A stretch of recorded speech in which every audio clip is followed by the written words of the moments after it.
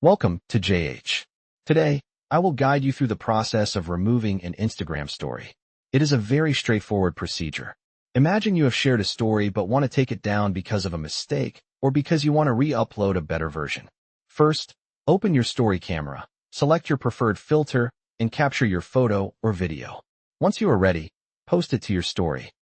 Suppose you have just shared it and realized you forgot to tag someone. To fix this, quickly open the story you just posted. You will see it was recently uploaded. Look at the bottom right corner of the screen and tap the three dots icon. From the menu that appears, select the Delete option. Instagram will notify you that deleted stories can be recovered from your archive within 24 hours, or up to 30 days for other posts. Simply confirm by hitting Delete again.